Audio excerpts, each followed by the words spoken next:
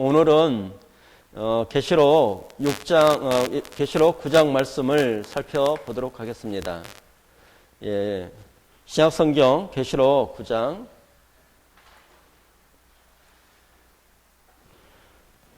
예, 계시록 9장 1절과 2절을 석호 형제가 한번 선포해 주세요.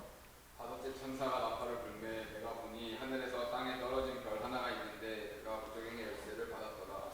그가 무저갱을 열니 그 구멍에서 큰 화덕의 연기 같은 연기가 올라오매 해와 공기가 그 구멍의 연기로 말미암아 어두워지며.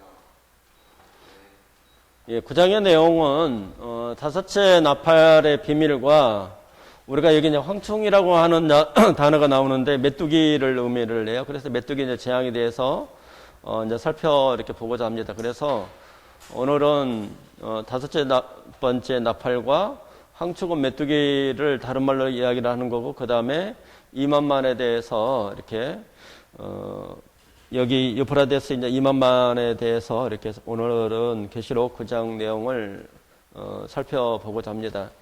우리가 이제 이 장면을 무저갱을 여니 그 구멍에서 큰 화덕의 연기 같은 연기가 올라오매 해와 공기가 그 구멍의 연기가 말미암아 어두워지며 있는 것처럼 이 부분은 황충은 메뚜기를 의미를 해요. 우리가 그 누충이라도 이야기를 하는데 메뚜기 이제 다른 거예요. 그러니까 우리가 이제 시골에서 저희가 자랄 때는 메뚜기를 많이 튀겨서 먹었어요. 근데 여기 메뚜기는 좀 더 큰 메뚜기를 의미를 해요. 그래서 한번 지금의 이게 이제 그 메뚜기가 전 세계적으로 퍼져 있더라고요. 얘는 중국뿐만 아니라 그냥 인도뿐만 아니라 남미 쪽에도 이제 메뚜기가 갑자기 큰 재앙이 왔어요. 그래서 여기 이제 황충에서 이제 무저갱을 연 이 장면이 있는데 메뚜기가 이런 모습처럼 좀 이렇게 청구가 될 것 같아서 동영상을 한번 이렇게 보도록 하겠습니다.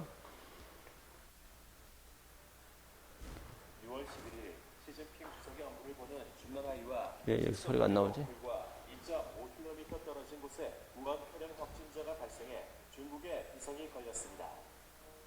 확진자는 52세 남성 당씨이며 그가 사는 곳이 주요 국가기관이 모여있는 창원주까지 고작 500m 거리라 베이징은 현재 패닉 상태입니다.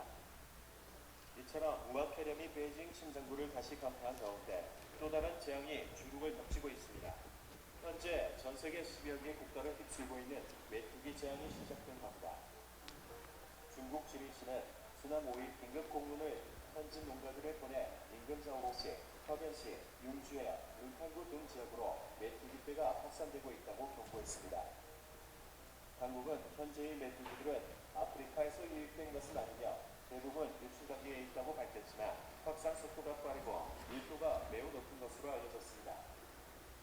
지린성뿐만 아니라 인근 헤이룽장성에도 1620헥타르의 농지가 메뚜기 피해를 입으면서 당국은 하이어핀 주변 5개 도시에 긴급 공문을 보냈습니다. 현지 농업 전문가는 7월쯤 되면 유출 단계에 있는 메뚜기들이 전부 성장해 큰 피해가 덮칠 것으로 전망했습니다. 특히 메뚜기 피해가 시작된 동북 삼성은 중국 최대 곡창지대로 알려져 있습니다.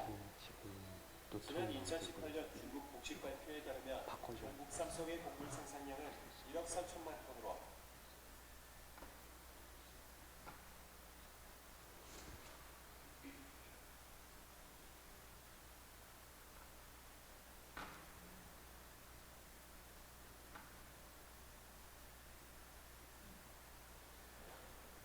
보통 비행기를 타는 것으로 알려져 인구대국 중국이 역시 딱 손대니까 되네. 말도 돌고 있습니다.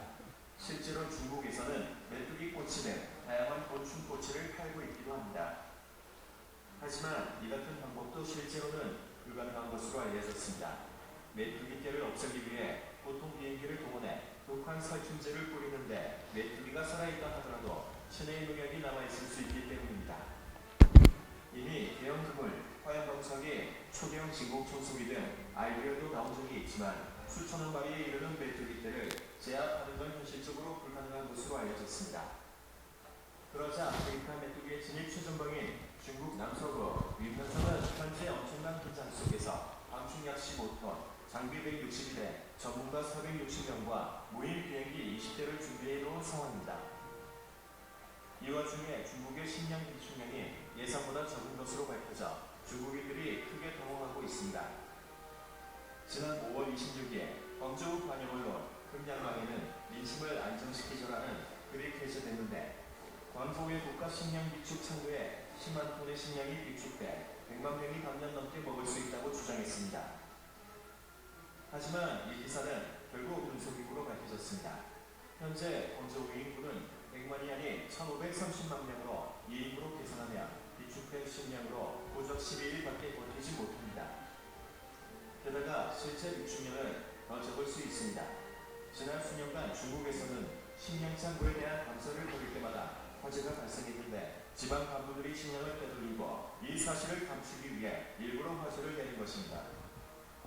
최근 중국 농업농촌부부장 한창빈도 다음과 같은 말로 국민을 안심시키려 했지만 오히려 불안이 더욱 확산됐습니다. 식량이 절대적으로 안전하니 밥그릇을 항상 들 수 있다네. 중국 네티즌들은 이렇게 말했습니다. 바이러스가 통제 가능하고 사람 간 전파가 없다고 발표할 때가 떠오르는구나. 큰일 났다. 빨리 썰을 사두자. 앞으로는 밥그릇이 아니라 공양 사과를 들어야 할 때. 현재 중국에 발생하는 재해는 메뚜기만이 아닙니다. 중국 각지에서는 우라, 폭설, 이상고원, 홍수 등 자연재해가 잇따르고 있으며 특히 중국 남부는 최근 큰 홍수 피해를 입고 있습니다. 한 네티즌은 호남성에서 50년간 못 봤던 엄청난 폭우다. 올해는 이상기가 너무 많다고 말했고 호남 상주소시 주민 고씨는 많은 곳에서 홍수가 났지만 광영언론은 침묵했다고 전했습니다. 유명 관광지 예림에 사는 왕씨는 현지 공무원은 9명이 사망했다고 하는데 사망자가 수천은 될 것이라고 전했고 광둥성 후이조 주민 정씨는 재난 방송은 없고 온통 미국 흑인 시위 방송뿐이라고 전했습니다. 후베이성의 한 주민은 이렇게 말합니다. 구분이 당했는지 각종 자연재해가 속출하고 있습니다. 중국 역사를 보면 왕조가 막을 내릴 때마다 전염병, 홍수, 가뭄, 메뚜기, 우박 등 피해가 빈번하게 발생했습니다. 이는 역사의 법칙입니다.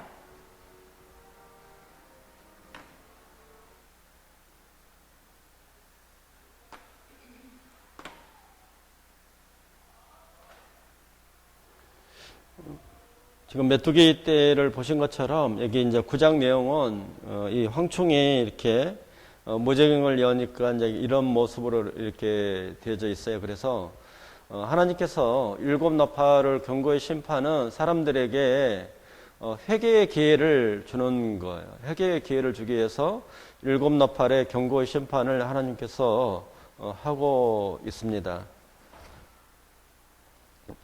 먼저 오늘 말씀을 이렇게 보면 일곱 나팔이 있는데 넷째까지는 첫째부터 첫째 나팔, 둘째 나팔, 셋째 나팔, 넷째 나팔은 이것은 대상이 사람이 아니라 자연 천체에 대한 관한 거예요. 재앙이.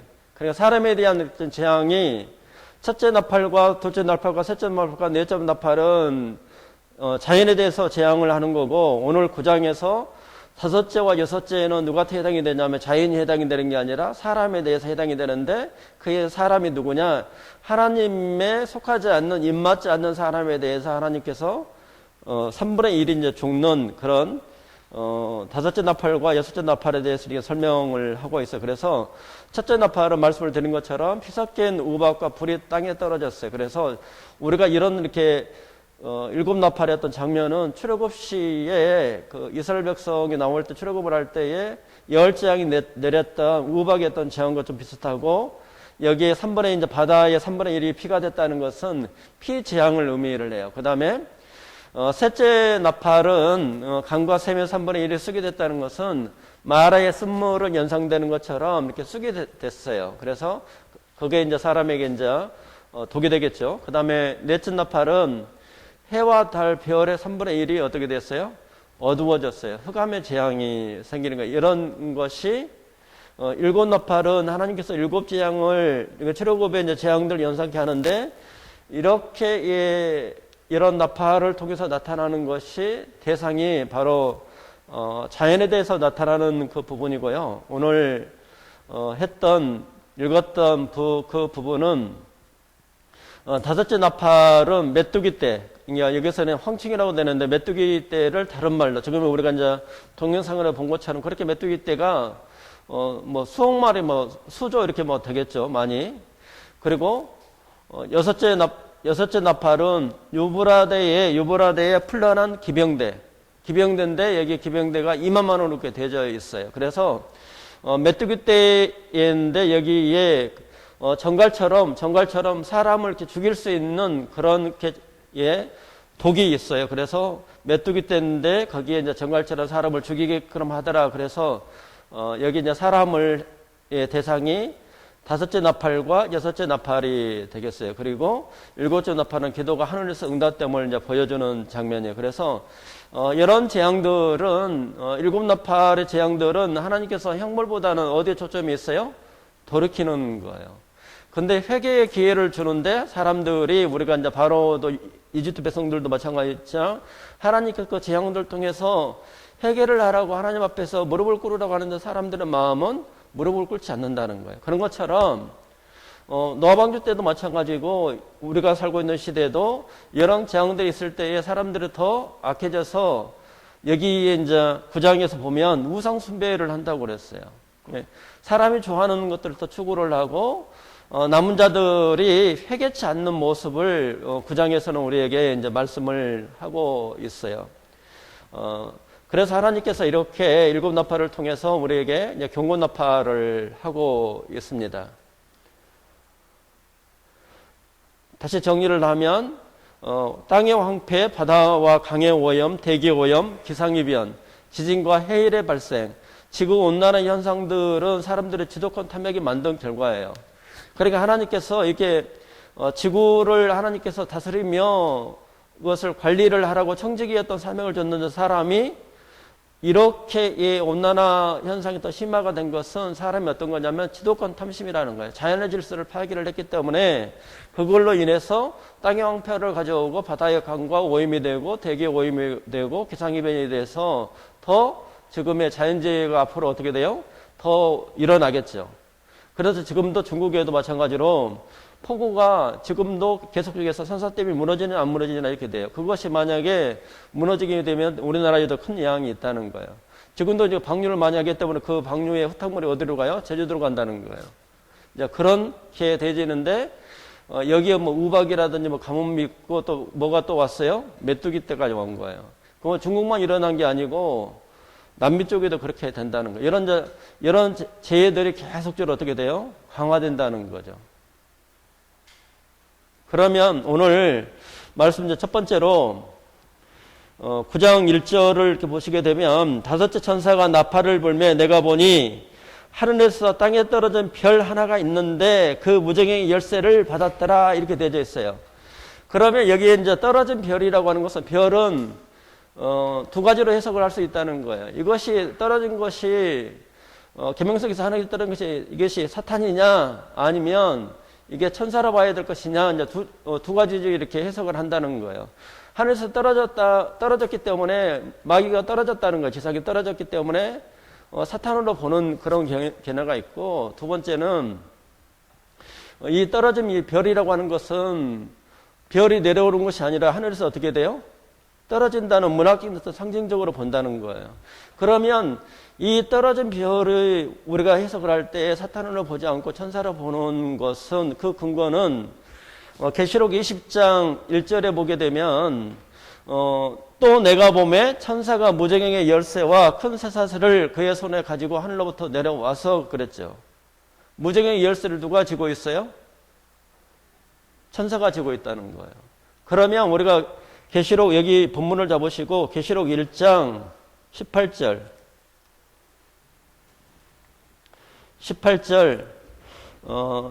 같이 한번 선포해 보도록 하겠습니다. 곧 살아있는 자라 내가 전에 죽었었노라. 볼저다 이제 세스트로 살아있어 사망과 음부의 열쇠를 가졌노니. 내가 살아있는 자라 예수님이 바로 사망과 음부의 열쇠, 무정의 열쇠를 쥐고 있는 분이 누구예요? 예수님이 쥐고 있다는 거예요. 그 예수님이 천사에게 명령을 해서 그 문을 열으라고 한 거다는 거죠. 그래서 이 떨어진 별은 천사로 해석을 하는데 문학적으로 떨어지는 이렇게 성기성처럼 별이 어떤 떨어지는 그런 모습처럼 이 별은 천사를 의미를 하고 이 천사가 무적행의 열쇠를 받은 거예요. 그래서 이것은 사탄으로 해석을 하는 것이 아니라 이 떨어진 별을 무엇으로 해석을 하느냐? 천사로 해석을 한다는 거예요. 그 근거는 계시록에 있는 것처럼 예수님께서 세스터로 살아있어 사망과 음부의 열쇠를 가졌노니 이게 하나가 이제 해석이 된 거죠. 해석이 됐어요. 그래서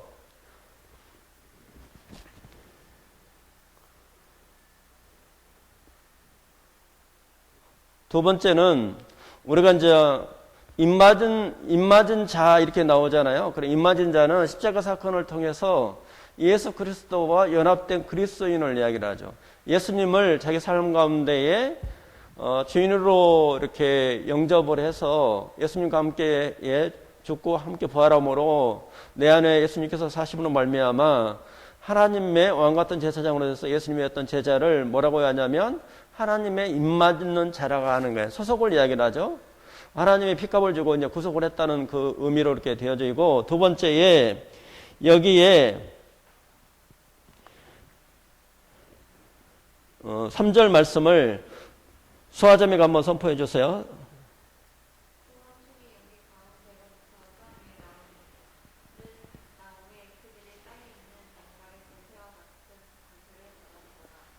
그러면 이제 두 번째, 우리가 이제 떨어진 별은 천사라고 해석을 했고, 그 다음에 두 번째는 여기에 두 번째 중심의 단어가 어떤 거냐면 황충이죠. 이 황충은 우리가 동영상에 봤던 것처럼 메뚜기에 변형된 이름이에요. 여기 5달 동안이라는 것이 있잖아요. 이제 기간이 있는데, 그 기간이 있는데 메뚜기가 4월에서 8월까지 산대요. 5달 동안 산다는 거예요.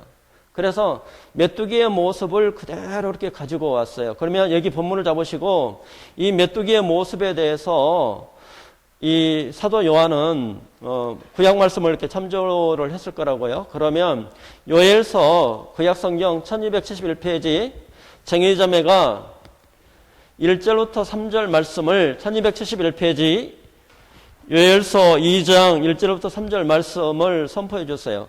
이 장면과 지금 계시록에 나오는 장면이 좀 이렇게 많이 이렇게 비슷한 어떤 측면들이 있어요.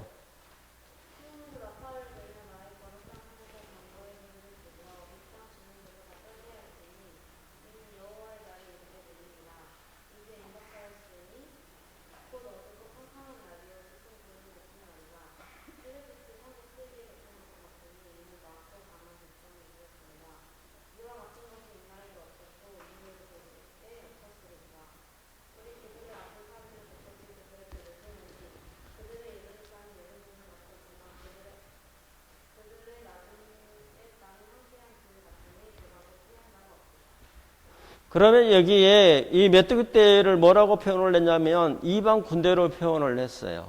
그래서 메뚜기 떼는 어떤 거냐면 끔찍한 경고를 이야기를 하는데 그 숫자가 어떻다는 거예요? 굉장히 많다는 거죠. 그 다음에 암모스 7장 1절과 2절에 보면 주님께서 재앙에 쓰실 메뚜기 떼인데 이것은 굉장히 파괴적이라는 거예요. 그리고 이 나홈서 3장 16절에도 어느 날 갑자기 메뚜기 떼가 탁 나타나는 거예요. 근데 다시 계시록으로 이렇게 가셔서 계시록 9장으로 가셔서 계시록에 이렇게 보시게 되면 9장 3절에 황충이 연기 가운데에서 무정행에서 쭉 나오는데 거기에 정갈과 같은 권세를 받았죠. 정갈은 어떻게 돼요? 독이 있는 거잖아요. 사람을 죽일 수 있는 거잖아요. 그래서 이 메뚜기 떼에 변형된 것이 황충인데 이방의 군대를 의미를 하고 그 다음에 이 메뚜기 떼는 수많은 세력이 있죠. 그 다음에 메뚜기 떼가 파괴를 시키죠. 한번 지나가게 되면 나무나 풀이나 이런 것들이 전체 그 메뚜기 떼가 지나가게 되면 다 파괴가 된단 말이에요. 그 다음에 이 메뚜기 떼가 어느 날 갑자기 도론에 움직이면 한 150km까지 하루에도 날아갈 수가 있다는 거예요. 수많은 세력이 있는데 파괴를 하고 그 다음에 갑자기 나타나는데 거기에 뭐가 있어요? 정갈같처럼 사람을 죽인다는 거예요.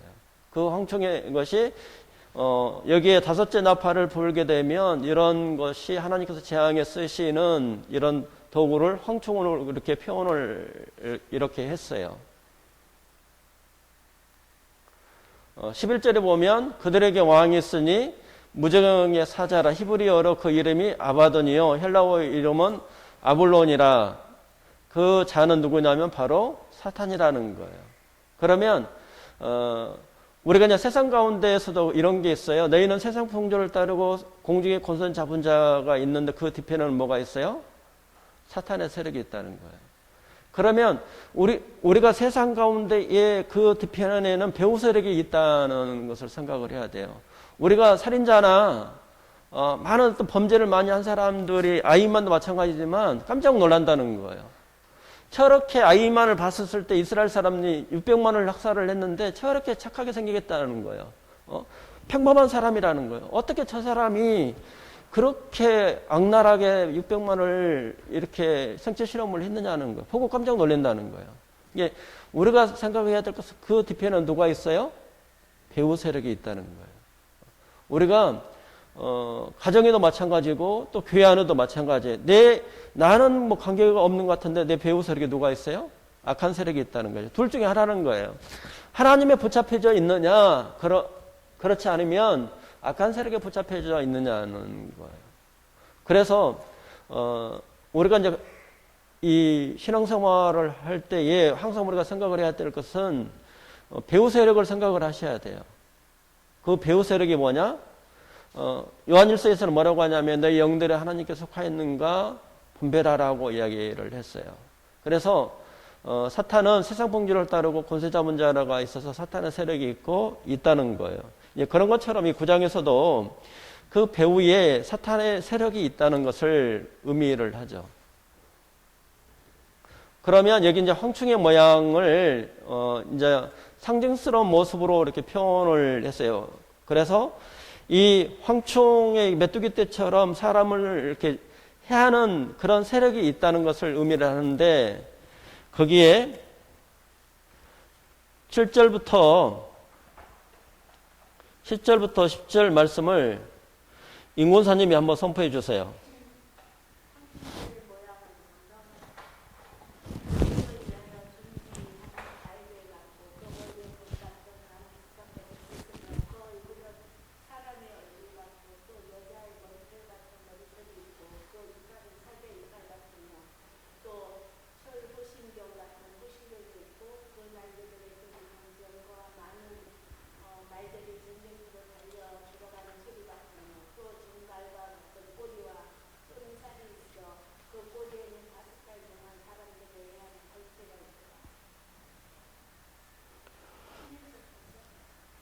예, 10절까지. 이제 11절에는 이제 사탄의 이렇게 세력이 황충처럼 이렇게 되어져 있는데, 메뚜기처럼 되어져 있는데, 정말같은 이런 세력이 사람을 해하는 권세를 받았다는 거예요. 이렇게 보시게 되면 황충의 모양을 날아다니는 메뚜기 이렇게 날아다니면서 그 초록을 이렇게 파괴를 하잖아요. 이게 초록이 없어지는데, 첫째 모습은 전쟁을 위하여 준비한 말들 같았다. 굉장히 빠르고 힘이 있음을 의미를 해요.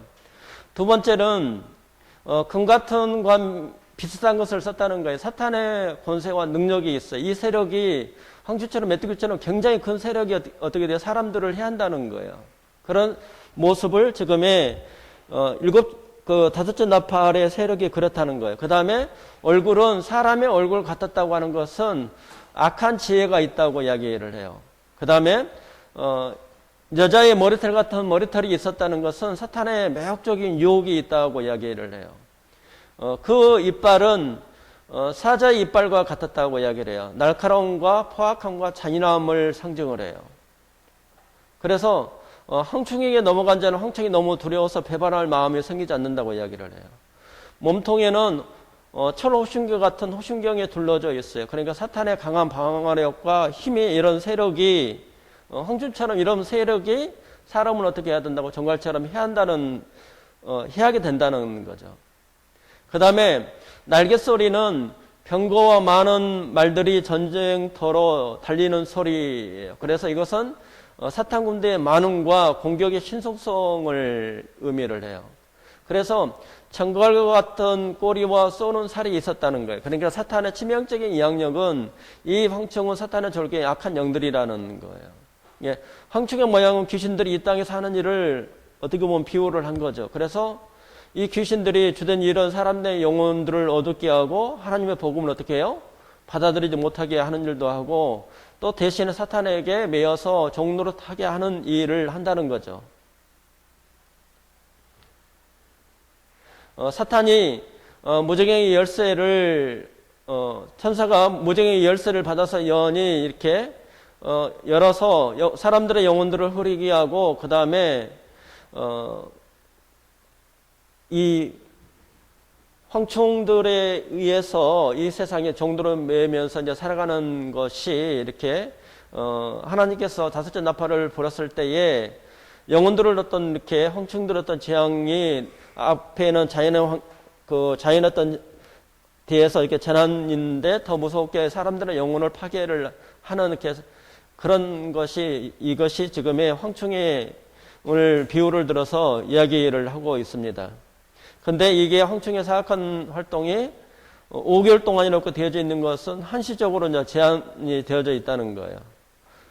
그래서 이것이 이제 그 12절 보시게 되면 12절에 첫째 화는 지나갔으나 보라 아직도 이후에 화 둘이 있으리로다 그렇게 되어져 있어요. 첫째 화는 바로 다섯째 화가 이제 지나간 것을 의미를 해요.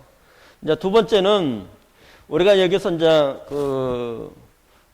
생각을 해야 될 것은 유프라데 강이 뭐냐는 거죠. 유프라데에 네 천사를 냈는데 유프라데 강이 어떤 의미가 있느냐 이제 이 부분을 이렇게 한번 또 살펴보도록 하겠습니다.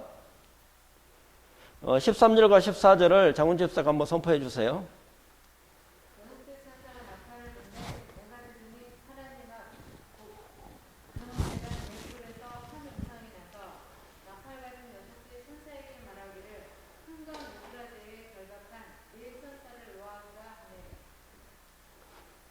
이 부분은 우리가 이것을 문자적으로 해석할 것이냐 상징적으로 해석할 것이냐 이제 이 두 가지가 있어요. 그래서 이 부분은 큰 강 유브라데스 강은 계시록의 16장과 연관을 지어서 이렇게 이야기를 하는 측면이 있죠. 유프라데 강이 말랐으니 군대에 2억 있는 군대가 어디예요? 중국에서 어디로 온다고요? 이스라엘 그 유프라데스를 건너서 이스라엘을 쳐들어왔어요. 어디로 쳐들어와요? 최종지가 어디예요? 아마겟돈이죠. 아마겟돈 뜻이 뭐냐면 무깃도의 산이라는 뜻이에요. 그러면 이것을 문자적으로 해석을 할 때 제가 말씀을 드리는 것은 2억 군대가 무깃도에 다 거할 수 있어요? 들어갈 수 있어요? 무깃도 산에? 2억 군대가 거기에 다 들어갈 수 있냐고요? 못 들어가요.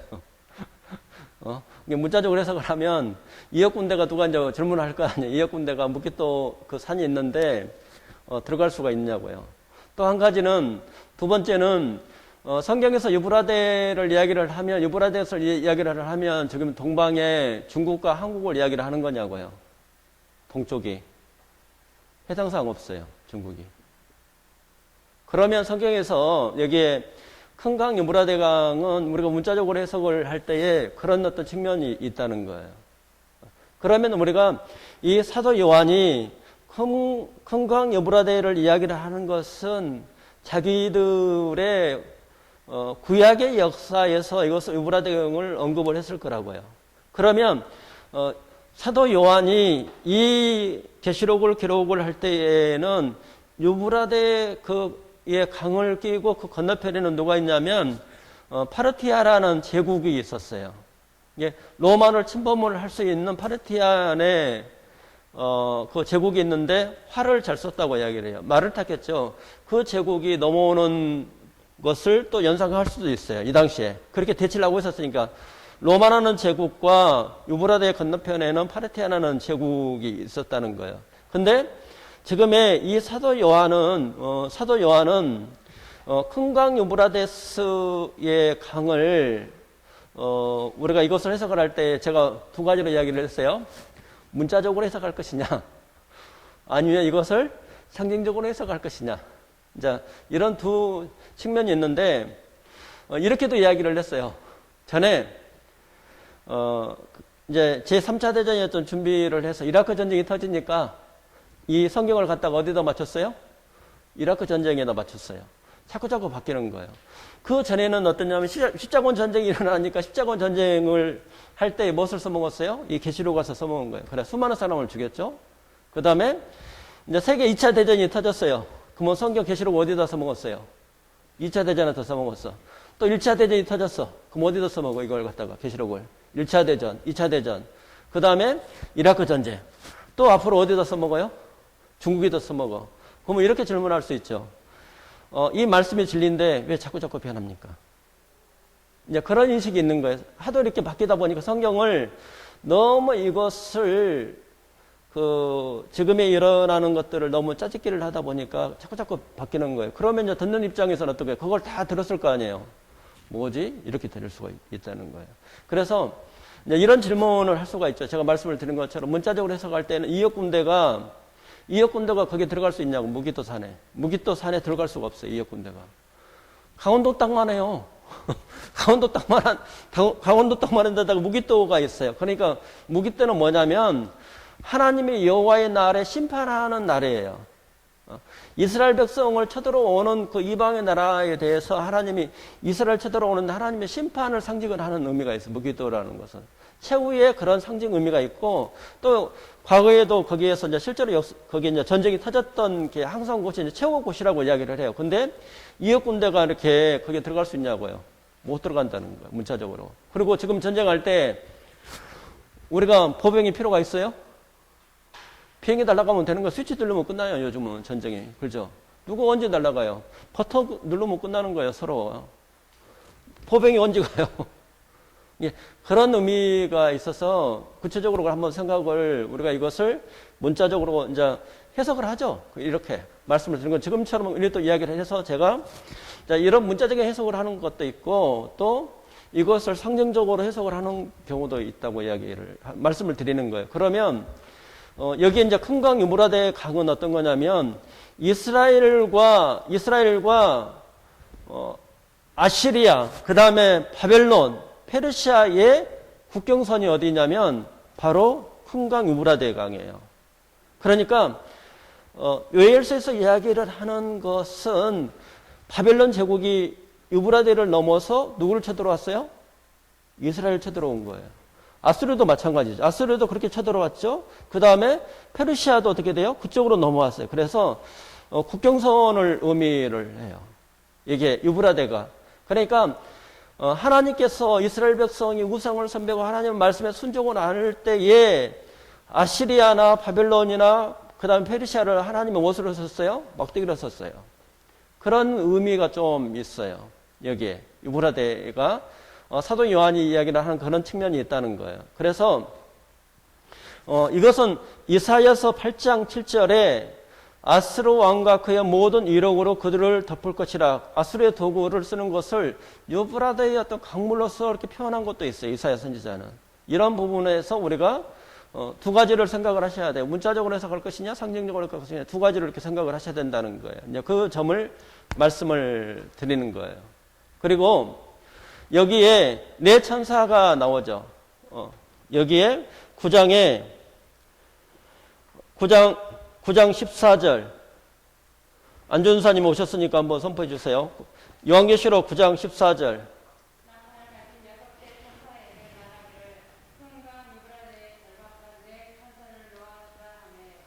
그러면 여기도 천사를 사탄에 속한 것이냐 아니면 하나님에 속한 것이냐 이렇게 해석할 수 있어요. 근데 이것도 결박된 것이라는 것은 하나님의 통치 안에 있는 천사라고 해석을 하는 거죠. 그러니까 바울이 그리스도의 붙잡힌 종으로 이렇게 표현을 하잖아요. 그래서 네 천사가 땅 모퉁이에 쓴 것을 보니 하나님이 어떻게 되냐면 네 모퉁이라는 것은 사방팔방 전 세계를 뜻해요. 그것을 천사의 하나님의 통치 안에 있는 천사가 그것을 하는 그 부분을 이야기를 하죠. 그러면 여기에 우리가 이제 굉장히 많이 들었던 16절 말씀 한번 선포해 보도록 하겠습니다. 16절. 마병대의 수는 2만만이니 내가 그들의 수를 들었노라. 그러면 천사가 몇 년 올시에 이르러 사울의 3분의 2를 죽이기로 준비한 자들이라는 거예요. 마병대 수는 2만만이니 그들의 수는 이것을 군대를 문자적으로 해석으로 여섯째 나팔에 불면 재앙 때 실제로 2억의 군대가 동원되어 중동 지역으로 전쟁이 일어날 것이라는 이제 견해가 하나 있죠. 그 견해가 하나 있어요. 이것을 2만 말을 문자적인 해석으로 2억의 군대가, 우리가 2억을 군대를 가지고 있는 군대는 어디밖에 없어요? 중국의 군대가 가서 중동에 가서 일어날 이렇게 설명을 한단 말이죠. 이렇게 해석할 것이냐? 이 부분에 이제 상징적으로 해석을 해서 대환란 때에 전쟁이 일어날 때 사람들을 해치게 될 마귀의 어떤 세력이라는 거죠. 다니엘서 7장 11절에 있어요. 그래서 이게 이제 사울이 어떤 표현이냐면 이게 이제 2만만이라고 하는 것은 사울이 천천히요 만만이라고 이렇게 표현을 했어요. 그러니까 굉장히 많은 숫자를 의미를 한다는 거예요. 이게 2억이라고 하는 것은 엄청난 힘과 파괴력을 상징을 해요. 그래서 이 기마대의 숫자는 그 2억이 된다는 거예요. 그러면 이것을 문자적으로 해석할 것이냐 아니면 상징적으로 해석할 것이냐 이 부분이 있어요. 이거는 이제 공부하시잖아요. 용사님들 많이 들으셨으니까 이런 상징적으로 하는 측면도 한번 생각을 해보시라고 말씀을 드리는 거예요. 그래서 여기에 여기 쭉 그 천사가 있고 그 다음에 이 숫자가 있는데 2억의 어떤 군대가 있는데 이 사람들을 전쟁 때에 해치게 되는 마귀의 어떤 세력이라고도 이렇게 해석을 하는 어떤 측면이 있어요. 그래서 여기에 여섯째 나팔이 이렇게 불 때에 하나님께서 의로운 심판이 시작이 된다는 거예요. 그 다음에 유브라데의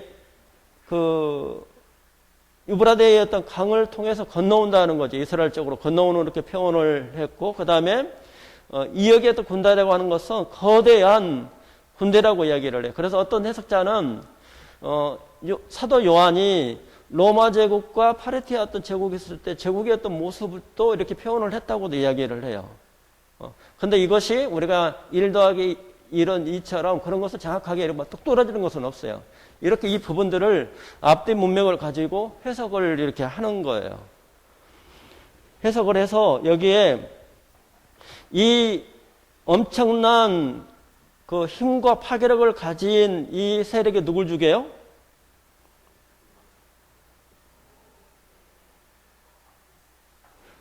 (15절에) 보시게 되면 3분의 1을 죽이게 된 자라는 거예요. 이게 하나님의 입맞지 않는 자를 죽인다는 거예요. 중요한 것은.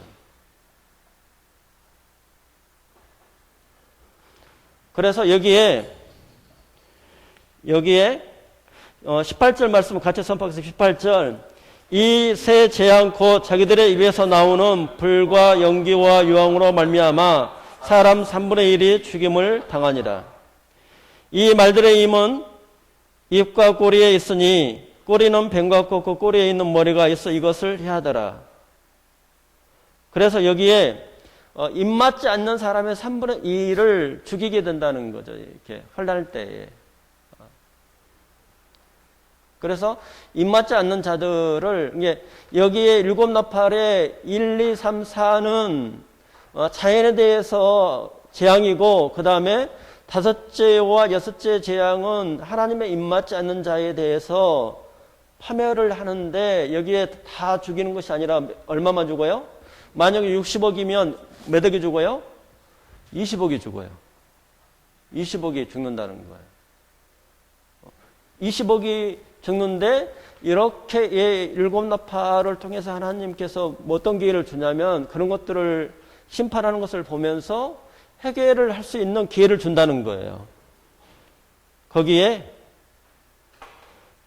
21절 9장 21절 이렇게 보시게 되면 또 그 살인과 복술과 음행과 도둑질을 회개하지 않는다는 거예요. 그러면 우리가 열재앙에 출애굽했을 때에도 그 이집트의 바로가 회개하지 않는 것처럼 이 세상 사람도 어떻게 돼요? 하나님이 회개할 기회를 줬는데도 불구하고 회개하지 않을 거라는 것을 이야기를 하죠. 다시 한번 또 말씀을 드리면 여섯째의 나팔을 불었을 때 유브라데의 결박과 네 천사가 또 풀려났잖아요. 그 수가 2만만이라고 이렇게 표현이 되어 있어요. 그러면 무서운 전쟁의 재난의 가운데서 성전하는 사람들은 더 타락하게 되고 하나님을 싫어하는 사람들은 우상숭배를 더 심취한다고 그렇게 표현이 되어져 있어요. 하나님의 심판이 있음에도 불구하고 더 크고 무서운 재앙이 받게 된 것을 예상을 하고 회개를 해야 되는데 더 어떤 것을 섬겨요? 우상숭배를 한다는 거예요. 그 결과는 뭐냐? 파멸이 일어난다는 거예요. 그러면서 회개를 하지 않기 때문에 일곱 나팔이 불면서 그 다음에 뭐 어떤 또 재앙이 시작이 되냐면 일곱 대접의 재앙이 시작이 돼요. 그때는 어떻게 돼요? 이렇게 3분의 1이 죽는 게 아니에요. 누구도 견딜 수 없어요. 대접 재앙이 하나님께서 마지막에 심판이 내려지는 거예요. 그러니까 이 계시록을 보실 때에 시간별로 이렇게 해석하시면 안 돼요. 시간의 흐름대로. 그래서 이 부분에 일곱인이 어떤 주는 메시지를 받고 일곱 나팔이 주는 메시지와 일곱 대접 메시지를 이렇게 받으셔야 돼요. 시간의 흐름처럼 막 해석을 하시면 좀 이 성경이 좀 그런 어떤 측면들도 있어요. 원래 이 메시지를 그대로 7장에서 9장에서 또 주는 메시지는 어떤 건 여러 곳에 어떤 재앙이 있으면서 하나님께서 어떤 것을 주냐면 회개를 하라고 이야기를 하는 거죠. 그러면 이 전쟁으로 인해서 인류의 3분의 1이 죽임을 당하죠. 놀라운 것은 20절과 21절이에요. 이렇게 사람들이 무서운 재앙을 받게 될 것을 예상하고 예상을 해서 무섭게 되니까 하나님 앞에 돌아오라고 하는데 더 살기 위해서 무엇을 한다는 거예요? 우상숭배를 한다는 거예요. 참 신기해요. 들어오면 하나님 앞에 와야 되는데 점치는 사람이 더 많다는 거죠. 참 사람 신기하죠. 이런 일이 일어난다는 거예요. 그래서 하나님께서 일곱 대접을 부어준다는 거죠. 그러면 하나님께서 경고의 심판에도 돌아오지 않는 자들에게 하나님께서 이런 경고의 심판을 내리겠느냐는 거예요. 우리가 이제 두 가지로 이렇게 하나님께서 이 말씀을 9장을 통해서 우리가 주시는 것은 불신자들에게 경고를 하는 거죠. 불신자들이 하나님께 돌아오려면 그들의 완고한 마음이 무너져야 되죠. 그래서 경고의 재난을 내리시죠. 환경과 영혼의 파괴와 전쟁의 쓰라림을 겪는 자들의 마음이 무너져 그제야 마음을 열어서 복음을 듣게 될 수 있는 기회가 되기 때문에 하나님께서 이런 경고의 심판을 주시는데 그 부분에 대해서 왜 하나님이 살아계시면 이런 재앙이 내려 이렇게 하면서 회개치 않고 하나님 앞에 돌아오지 않는다는 거예요. 그래서 저희가 이제 불신자가 회개하고 하나님께 돌아오는 유일한 길은 하나님의 경고의 심판도 물론 있지만 성도와 교회의 어떤 복음 전파를 통해서 우리가 이제 하나님의 말씀을 통해서 또 전파가 되는 그 부분이 있어요. 그래서 이 참된 회개를 통해서 예수님을 주님으로 영접하고 동행하는 것이 우리가 복음인데 이 복음을 우리가 눈물의 에레미야처럼 그렇게 눈물의 어떤 기도를 하면서 우리가 전할 수밖에 없는 그런 우리가 현재의 시대상을 가지고 있는 것 같아요. 참 어려운 어떤 시대에 갖고 있는데 눈물의 에레미야처럼 이렇게 기도를 하면서 하나님의 말씀을 이렇게 선포하고 이렇게 전해야 되는 그런 어떤 시기가 있고 또 앞으로 이런 재앙이 있을 때에도 이제 그런 부분이 우리에게 있겠죠. 두 번째는 하나님께서 이 경고의 심판을 이 세상에 내리시는 또 한 가지 이유는 성도와 교회로 하여금 더 깨어서 경건한 삶을 살게 하기 위해서 허락을 하시는 거예요. 고난을 통과하면서 하나님의 전적 신뢰와 하나님의 능력으로 무장되기를 원하죠. 하나님께서.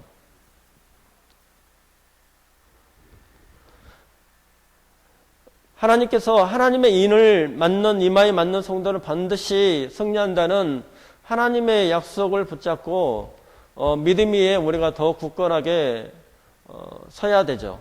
그리고 하나님의 살아계신 하나님 앞에서 경건하게 찬양하고 또 기도하는 어떤 삶이 되기를 원하고요. 우리가 이제 예수님께서 우리를 보호하고 또 우리를 붙들고 오른팔로 인도하시기 때문에 우리가 하나님의 약속을 붙잡고 또 날마다 승리하는 예수님의 제자가 되기를 예수님의 이름으로 축원합니다. 아멘. 기도는 석호 형제가 멀리서 아산에서 여기까지 왔으니까 기도하고 마치도록 하겠습니다.